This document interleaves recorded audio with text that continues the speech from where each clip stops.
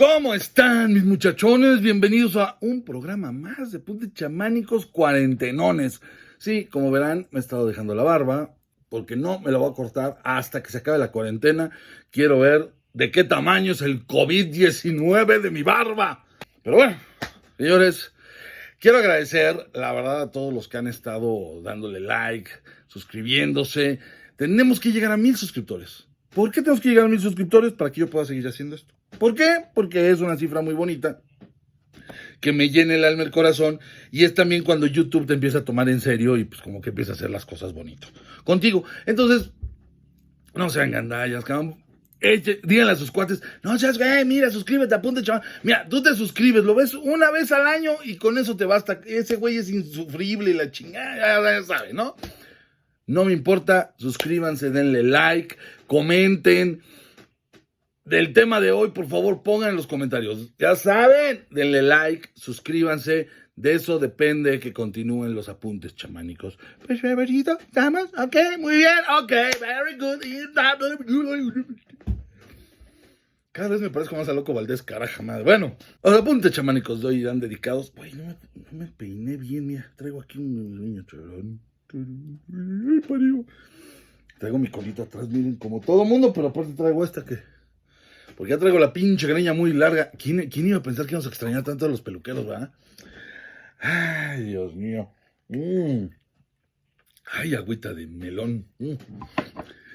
Porque no hay que ser mala influencia. Bueno, señores, hoy Apuntes Chamánicos vamos a platicar de una de las cosas más importantes que tuvo el cómic, que ya no existen casi, y que realmente le dio forma y vida a los cómics como los conocemos. Sí, señores, hoy vamos a hablar de las tiras cómicas, de los monitos del domingo, de esas historietas, esas tiras, ese suplemento que venía en los periódicos de antaño y que hizo que muchísimos de nosotros conociera a grandes personajes, porque aparte leías mucho y esperabas con ansia el domingo para que tu padre agarrara el periódico, o en mi caso mi abuelo agarrara el periódico, y después de leerlo, porque no te podías acercar hasta que lo leyera el jefe, lo dejara, y entre mi hermana y yo era una pelea por ver quién agarraba primero los monitos del domingo, que para qué les cuento.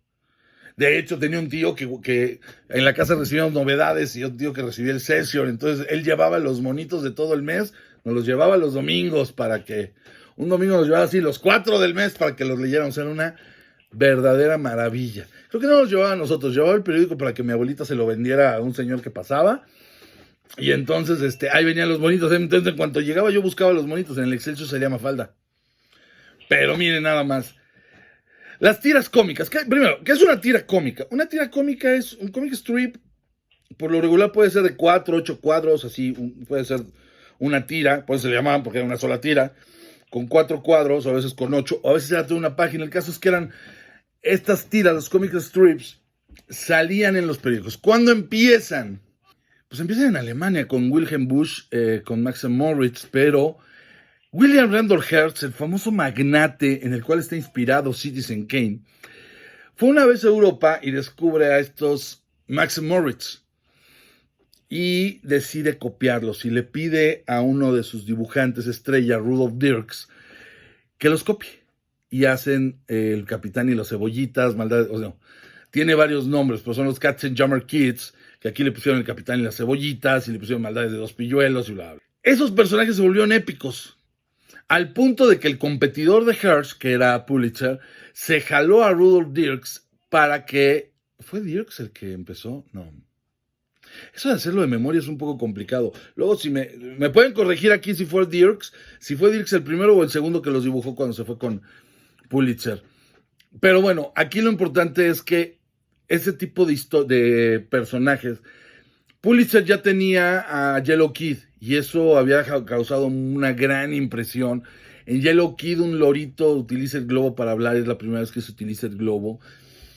Pero la tira cómica originalmente es para educar, para que los extranjeros, los inmigrantes que estaban llegando a Estados Unidos se acercaran al periódico y vieran las noticias de una manera mucho más amable. Al principio con personajes con Gasoline Alley y ese tipo de personajes muy barriobajeros, por decirlo de alguna manera, estos personajes barriobajeros tenían el acercarse a este público y hacer lo que leyera historieta. Ahora, poco a poco estas tiras cómicas se empezaron a volver cada vez más populares. Pero aquí hay algo muy importante. Empiezan siendo para adultos.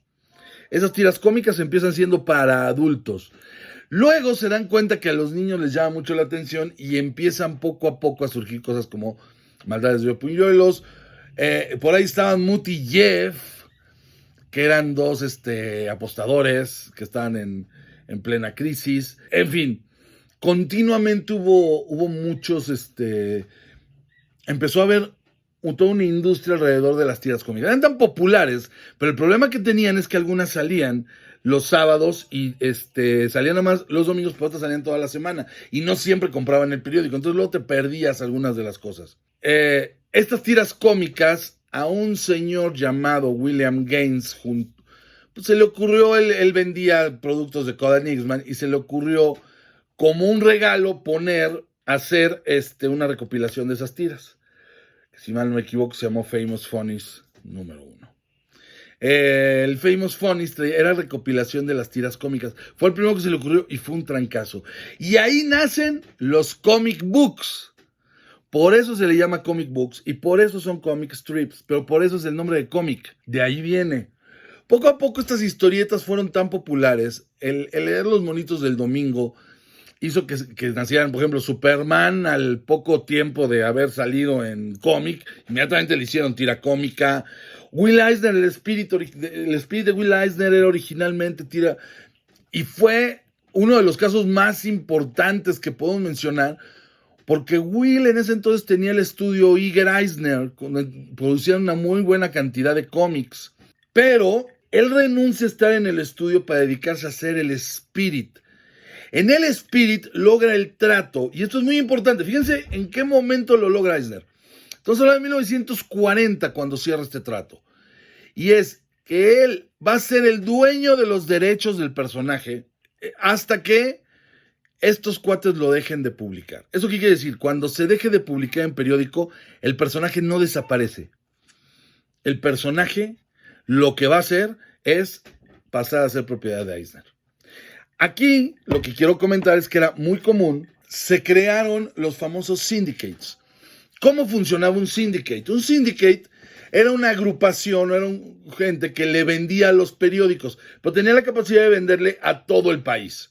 Estaba el Kingfishers, que es donde estaba Kingfishers, si no me equivoco, es donde estaba Lee Falk con El Fantasma, con Mandrake, con Flash Gordon de Alex Raymond, con los que en algún momento fueron los Defensores de la Tierra, una caricatura de los 80s. Había otros como United.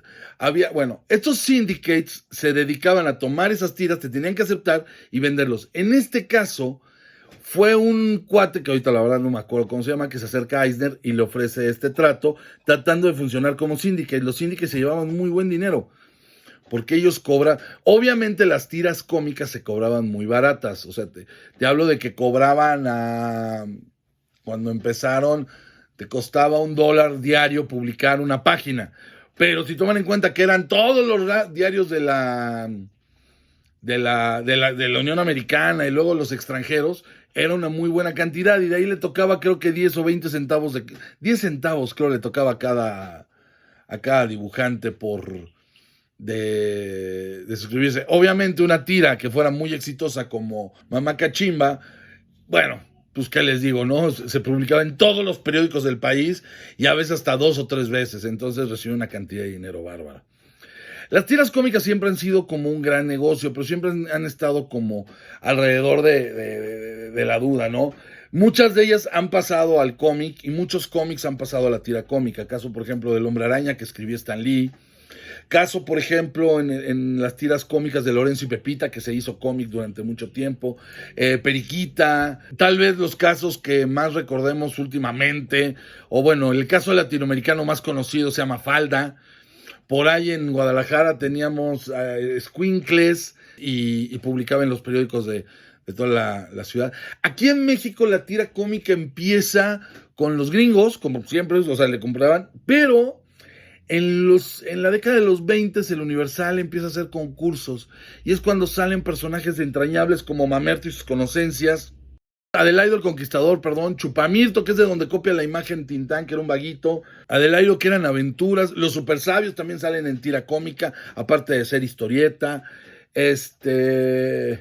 ¿quién más? Bueno, el señor Pestaña y sus aventuras, estaba Conejo, y había generadores como Conejo, que era Patiño, Salvador Patiño, si no me equivoco, Hugo Tillman, Acosta, estaba Audifred, una gran cantidad, un talento bárbaro, que después de los 30 se dedicó mucho más a la caricatura política, muchos de ellos, y solo algunos pasaron. Por ejemplo, Audifred llegó a dibujar con Gabriel Vargas, llegó a dibujar los super locos, no, los super chiflados. Los super chiflados los llegó a dibujar Audifred, que los escribió Gabriel Vargas, y bueno, una gran cantidad.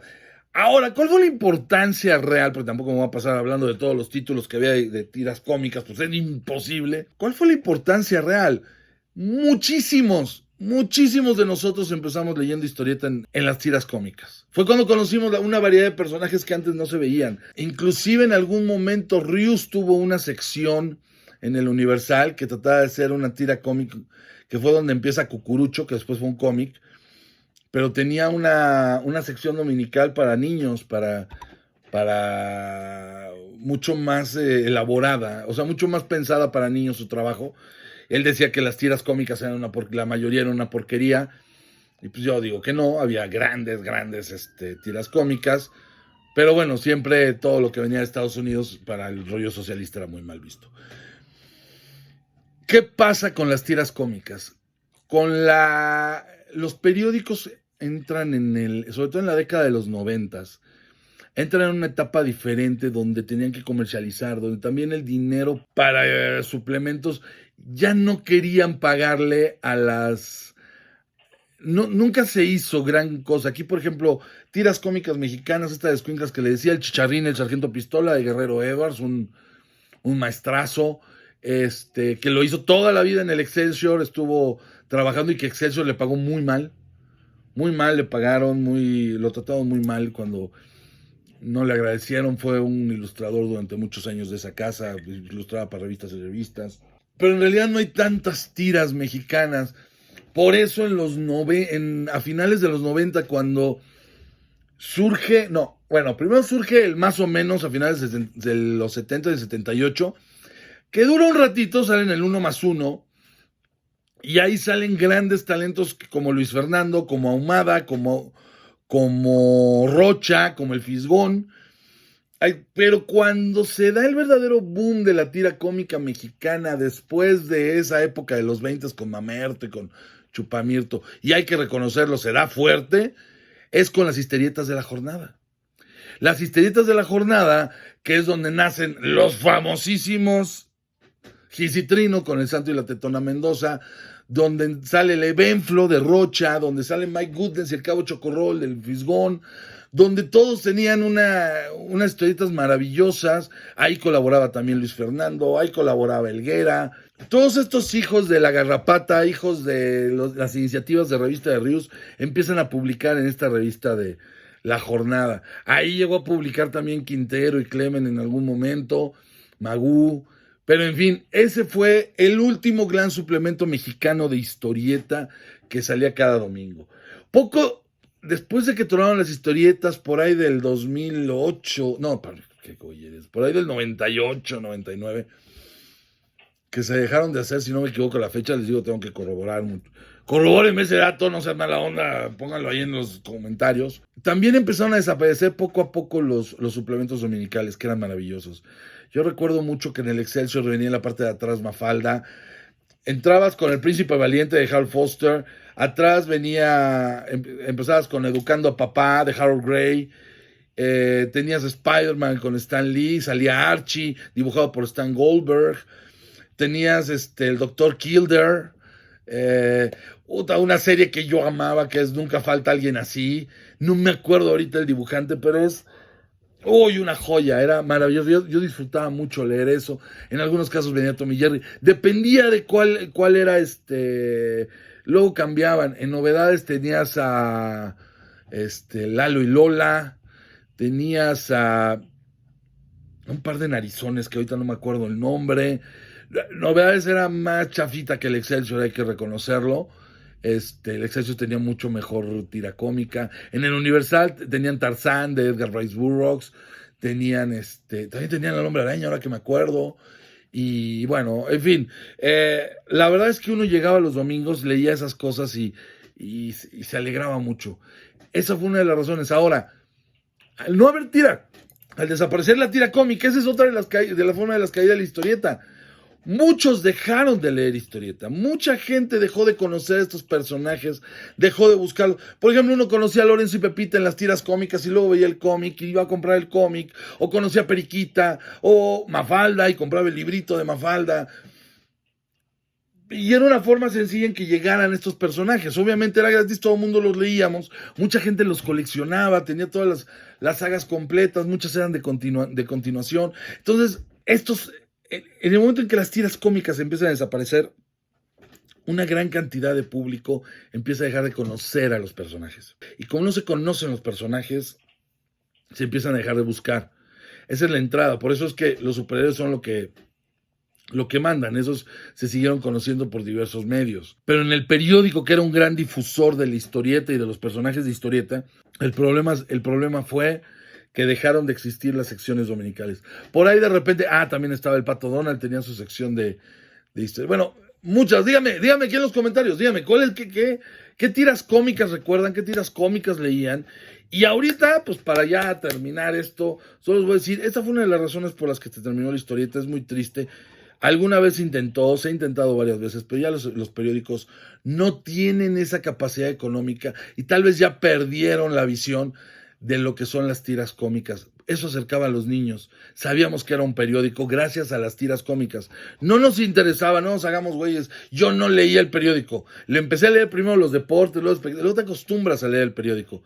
Pues fue gracias a la costumbre de que yo buscaba las tiras cómicas. Y esa costumbre de que en las casas llegara el periódico era maravilloso. El internet en estos momentos lo está supliendo. De alguna manera hay muchísimas tiras cómicas, hay cosas muy divertidas en la red. Así es como surge Cindy la Regia. Así estuvo un tiempo Bunsen, una maravillosa tira cómica que se hizo en México. Así ha estado Alejandra Gámez con Mountain with Teeth. Así fue Jules de Papier. Así fue Caballo Negro, que extraño mucho el trabajo de Jorge Cavazos. Era abominablemente sexoso y lo adoraba por eso. Y una gran cantidad de tiras. Juan L., que sigue publicando en Facebook. Pero creo que sin esos periódicos de los domingos, sin esa sección de los domingos, perdimos mucho.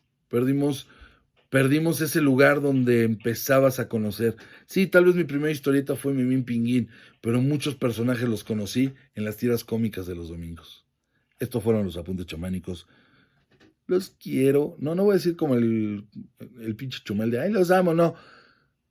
Les mando mi respeto, bola de Q y bellas damiselas.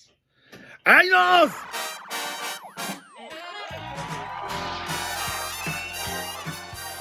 Hoy les voy a recomendar 5 tiras cómicas, 5 personajes nacidos en el periódico en la tira cómica, 5 norteamericanos. Y prometo que pronto daré los nacionales, porque quiero separar. Número 1. Nunca falta alguien así. Perdón. No me acuerdo, la verdad, quién dibujaba. Por favor, ayúdeme. Ahorita no tengo en la memoria quién dibujaba esto. Lo amaba. Era una de las primeras. Era como una stand-up comedy en ese entonces. Eran cosas que sucedían todo el tiempo, pero este cuate las plasmaba. Era lo que hacen los stand-uperos, ya se hacía ahí. Ya se hacía y nunca falta alguien así. Y lo amaba. Por ahí, Sixto una vez me regaló un libro con un montón de ellos empastados. No saben cómo disfruté leerlos. Número 2. Bueno, ¿qué les puedo decir, no? Calvin fucking Hobbes. No. Una de las mejores tiras cómicas que existen. Con la leyenda famosa del creador de que él no permite que se haga merchandising. La razón fue muy sencilla, porque no quería verse obligado por el Syndicate hacer lo que ellos querían. Mientras él no haga merchandising, nos tiene que dar lana al Syndicate, y el Syndicate no le obliga a dibujar a Hobbs como muñeco de peluche más tiempo, y él hace lo que quiere. Puede ser bueno, puede ser malo, hay gente que lo critica, hay gente que no. Al final es su tira, su decisión, y es su perro y él lo baña. Así que, señores, si tienen la oportunidad de leer Calvin y Hobbes, háganlo, es una verdadera maravilla. Número 3. 3, te pico, 10. Mafalda. ¿Qué les puedo decir? O sea, podría hablar de Boogie, pero salí en proceso. Y eso es más complicado porque, digo, yo quiero muchísimo a Fontana Rosa, pero sí tengo que reconocer que como tira cómica de periódico de domingo, pues leía Mafalda. Y realmente cambiaba mi vida leer Mafalda. Se me hacía lo más divertido. Y creo que todavía hay por estar en casa de mi madre, a estar mi caja llena de Mafalda, así de recortes de Mafalda, de los periódicos, porque eso los guardaba yo para poder leer a Mafalda varias veces. Amaba, era una niña súper inteligente, Kino era un genio. En fin, ¿qué les puedo decir? Número 4. Crazy Cat. Señores, es poesía pura. Crazy Cat, la historia de Ignatz el ratón, que quiere, o sea, que tiene a su gata enamorada, Crazy Cat, y un perro que lo está, que está cuidando porque está enamorado. Un triángulo amoroso donde siempre tenía que terminar con Ignatz aventándole un ladrillo a Crazy Cat. Bello, bello. O sea, lo que sea Josh Harriman con esa historieta, con esa tira, era maravilloso. Tuve la oportunidad ahorita que anduve allá por el otro lado del charco de conseguir un libro de Crazy Cat, una recopilación. Yo espero algún día poder volver, o sea, conseguir los demás tomos. Es bien difícil conseguir ese material en México. A mí me da mucho coraje que ni siquiera se produzca, ni siquiera se piense en producirse, porque no llegó, creo que difícilmente llegó a México Crazy Cat. Pues una de las mejores tiras cómicas que han existido en la historia. Número 5. Desde aquí los brinco para que nos vayamos ya, y para terminar con, yo creo que una de las obras maestras del cómic, de la tira cómica, del arte, del dibujo, de la ilustración, de la narrativa, de todo. Little Nemo in Slumberland, de Winsor McCay. Un niño que cada una de las tiras terminaba con el niño despertándose en su cama, pero era una gloria del surrealismo, de la narrativa, del pensamiento, de la comicidad, de los alcances del cómic, del diseño de página, del dibujo detallado. Estamos hablando de los 20, los 30, cuando nace este personaje. Señores, han salido libros, recopilaciones de Little Nemo. Es una belleza, es una obra maestra, inspiradora de miles de artistas que después generaron otros tantos artistas. Una de las razones por las que el cómic se puede considerar arte. Winsor McCay con Little Nemo in Slumberland. ¡Wow! ¡Ay, nos!